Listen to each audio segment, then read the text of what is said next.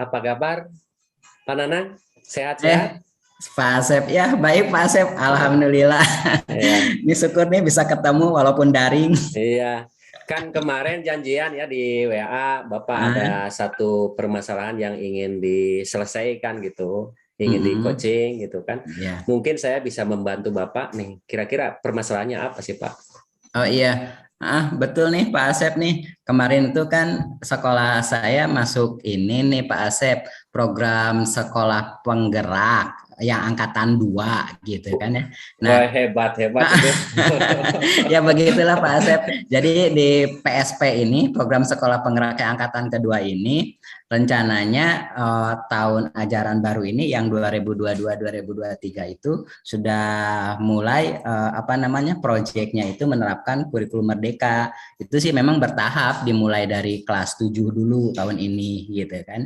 Nah, cuman masalahnya sih kemarin kan kita ini dulu nih ada apa kayak semacam ini apa boleh dibilang kayak gini lagi lah, kayak kita dulu guru penggerak gini kan, ada pendampingan gitu, pendampingan terus itu kemarin tuh sampai beberapa kali kita Zoom Meet gitu ya, Google Meet gitu kan, terus di sana di sekolah penggerak itu ada yang namanya komite pembelajaran. Nah, yang di pendampingan itu Hmm, komite pembelajaran oleh si ininya, si pelatih ahli yang dari sekolah penggerak itu. Lumayan padat sih kegiatannya dan tahun ajaran baru ini harus sudah bisa sekolah saya itu menerapkan kurikulum Merdeka Belajar. Begitu Pak Asep. luar biasa, Pak. Nah, itu kan untuk sekolah penggerak, berarti Bapak mau merencanakan tahun depan gitu kan ya? Iya betul. Ini kira-kira Pak, dalam rangka mempersiapkan untuk masuk ke sekolah penggerak itu ada apa yang harus kira-kira yang dipersiapkan itu apa kira-kira yang sudah menjadi bekal Bapak gitu? Ya betul Pak Asep. Intinya sih ini memang apa namanya kegiatan atau kerja bareng ya, yang namanya komite pembelajaran di sekolah gitu kan. Tapi si komite pembelajaran juga sih memang harus berperan aktif dalam menyiapkan sekolah penggerak ini gitu kan. Nah yang saya lakukan sih untuk menghadapi sekolah penggerak ini dimulai dari penyusunan, ada yang disebut dengan KOS Pak Asep, KOS. KOS itu kurikulum operasional sekolah. Jadi di KOS ini ya kita di si komite pembelajaran ini menyusun sebuah kurikulum turunan dari kurikulum Merdeka Belajar itu yang di apa namanya disesuaikan dengan kondisi di sekolah, seperti semisalnya dengan berbasis pada sumber daya yang ada di sekolah gitu. Seperti itu Pak Asep.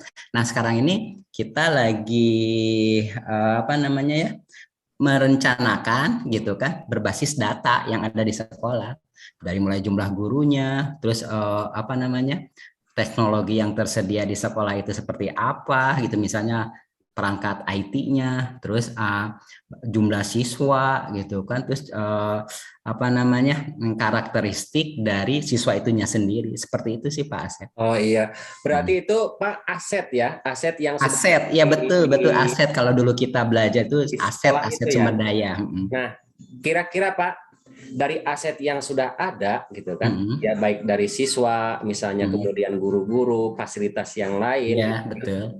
mana yang sudah siap Pak? Mana yang sudah siap dari ketiga itu ya? Guru, siswa dan sarana Pak. Mana yang sudah siap? Nah, sebenarnya sih kita kalau dari rentang gitu ya, rentang apa 10 sampai 100 gitu ya. Dari ketiga-tiganya itu kita sebenarnya udah ada di posisi 80% lah gitu kan. Karena kan ketika Mantap. si sekolah itu daftar untuk sekolah penggerak, itu kan emang dilihat modal dasarnya apa gitu kan, Iya, dari iya, iya. verifikasi dari Kemendikbud itu seperti itu Pak Asep. Oh, luar biasa. Jadi kalau Nah, dilihat dari nilai 80, kemudian hmm. misalnya dari 80 ini gitu kan, di tahun ajaran baru Bapak akan melakukan apa namanya mengaplikasikan ya, Iya, betul. mereka seperti itu. Mengimplementasikan kurikulum Ya, Merdeka betul. ini. Nah, nah, selain tadi aset yang sudah tersedia bahwa kekuatannya sampai 80 gitu kan. Hmm. Nah, Kira-kira yang perlu ditonjolkan nih, yang perlu ditonjolkan di faktor mana, Pak? Nah, paling kan sebenarnya yang namanya kurikulum merdeka ini kan lebih kepada penguatan proyek ya, penguatan kegiatan proyek yang memperkuat pembelajaran intrakurikuler di kelas gitu kan.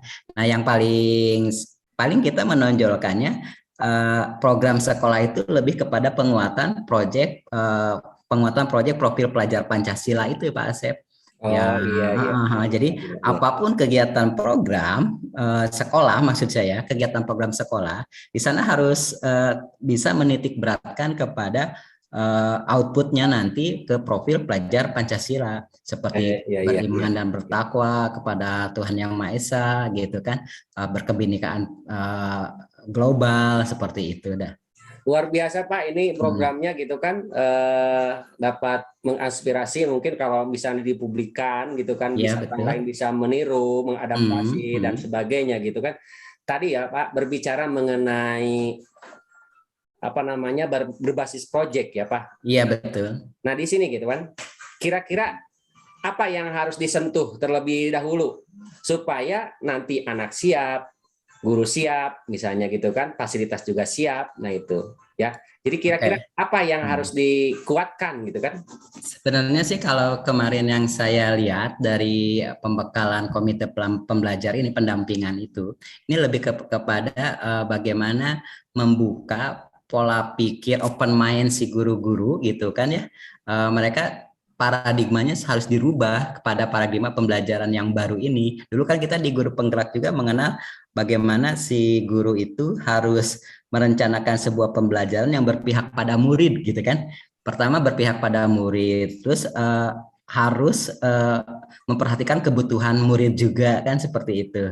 Nah, jadi yang saya pikir langkah awal harus dikuatkan dulu atau langkah pertama itu kita menyamakan dulu membangun kesepahaman untuk tadi itu menciptakan pembelajaran yang yang berpihak pada murid sesuai dengan kebutuhan murid, mendampingi, menuntun kodrat alam dan kodrat zamannya itu Pak Asep. Oke, luar biasa Pak rencananya itu. Iya Nah, betul. untuk membangun mindset yang bersama ya, untuk membuka Mm-mm. perubahan gitu kan, yang Mm. lebih baik, bukan artinya yang dulu tidak baik ya Pak ya. Iya iya betul Nah, betul betul. tapi Nah, tadi apa yang disampaikan oleh Pak Nanang bahwa iya kita pembelajaran harus berpihak pada murid itu iya sendiri. Nah, betul. gini Pak, kan tidak semua orang mendapatkan pelatihan tentang itu gitu kan. Iya betul. Nah, kira-kira dari sumber daya guru gitu kan, sudah siap semua kira-kira atau bagaimana tuh Pak? Um, Kalau saya berharap sih insya Allah mereka siap deh. Dan kalaupun mereka misalnya mau tidak mau, kan bukan mau tidak mau. Tapi ini kan memang suatu kebutuhan di mana zaman udah berubah gitu kan ya. Jadi tidak bisa istilahnya pembelajaran yang kata Pak Asep bilang yang dulu bukan berarti tidak baik gitu kan ya. Tapi yang istilahnya menyesuaikan dengan kodrat zaman itu. Begitu Pak Asep. Dan insya Allah kita bisa lah gitu membuka open mind pemahaman guru-guru yang ada di sekolah seperti itu. Luar biasa Hmm. ya. Ini kan luar biasa ya, luar biasa ini. Iya Mudah-mudahan siap. di sekolah saya juga bisa seperti itu gitu. Oh Nanti iya pasti Pak Asep. saya akan berkunjung ke sana dan bertanya-tanya Oke bagaimana siap. sekolah yang memerdekakan itu seperti apa, lingkungan Betul belajar yang pendidikan yang memerdekakan itu memerdekakan seperti betul. apa, Betul. begitu saja. Siap. Luar biasa. Nah, Bapak, kira-kira nih dari guru-guru, respon guru-guru bagaimana? Itu sudah disampaikan oleh kepala sekolah? Kalau untuk istilahnya memberitahu guru-guru bahwa nih kita ikut program sekolah penggerak tahun ini yang angkatan kedua itu sudah. Tapi ketika misalnya hasil dari pendampingan kemarin yang komite pembelajaran itu dan harus didiseminasikan itu belum. Jadi baru nanti Senin mungkin. Nanti Senin si komite pembelajaran itu yang sudah didampingi oleh si pelatih ahli baru akan Senin itu akan merancang bagaimana pola diseminasinya berbentuk IHT kah, workshop kah atau apakah dengan materi-materi yang sudah kita dapat terus kita tularkan kepada guru-guru yang lainnya gitu. Iya. Mungkin Pak, mungkin Bapak sudah mendengar Dari sebagian guru atau bagaimana? Respon mereka bagaimana, Pak? Oh iya betul. Ini kalau secara pribadi mungkin kan banyak kan kemarin itu pendampingan tuh waktunya panjang gitu kan.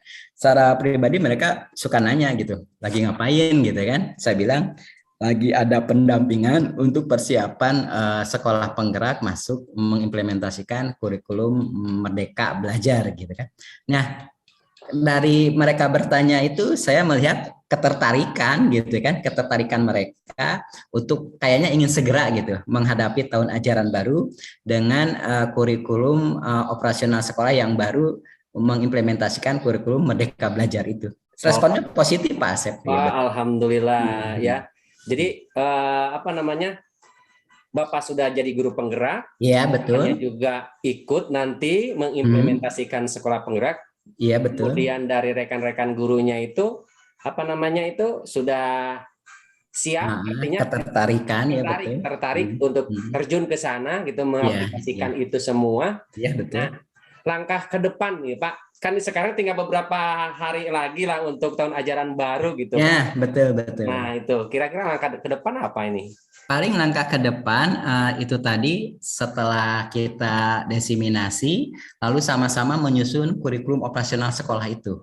Yang mungkin nanti kalau dulu kita mengenalnya kurikulum dokumen 1, dokumen 2, KTSP itu ya. Sekarang akan dibuatkan, sekarang bukan lagi kurikulum dokumen 1, dokumen 2, KTSP, tapi dalam bentuk KOS, kurikulum operasional sekolah yang mengimplementasikan dari kurikulum Merdeka Belajar itu. Jadi setiap dokumen itu akan berbasis kepada perencanaan berbasis data seperti itu Pak Asep. Luar biasa ya. Jadi dalam KOS itu ya, dalam KOS namanya. Nah, itu. Jadi langkah ke depan gitu kan. Menyusun apa namanya yang akan ini dikoskan. Ya, menyusun KOS itu. Terlibat semua kelas, semua tingkatan. Misalnya kelas 7, 9 atau hanya sebagian kelas saja. Jadi sih untuk tahun depan itu baru istilahnya kelas 7 dulu.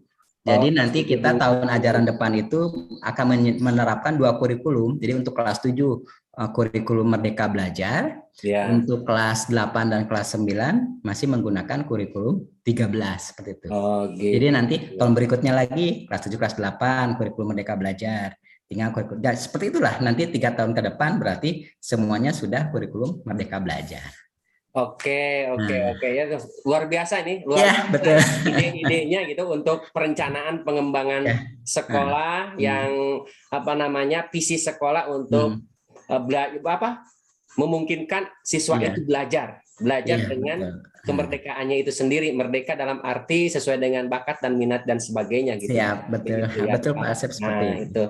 Jadi Bapak tadi sudah punya rencana-rencana ke depan. Nah, kira-kira gini Pak, atau ada yang mau disampaikan lagi Pak? Sudah cukup tadi dari apa yang kita bicarakan itu. Intinya sih mungkin saya nanti boleh ya, nanti kalau lain-lain lagi, lain waktu lagi saya bicara lagi. Pokoknya kita janjian gini Pak, maksudnya kan kita ini program Bapak sekarang itu dalam hal merencanakan gitu kan? Iya betul. Merencanakan suatu program ke depan seperti itu. Langkah-langkah yang tadi sudah disampaikan oleh Bapak supaya nanti itu dapat terukur, kemudian terlaksana.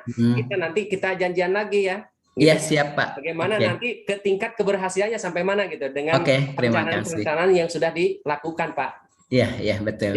Gitu ya. Makasih ya. Terima kasih. Sama-sama Pak Asep. Kita ini ya. Terima kasih sekali lagi ya. Iya. Semua ya sehat. Sehat Pak Asep. Oke, terima kasih.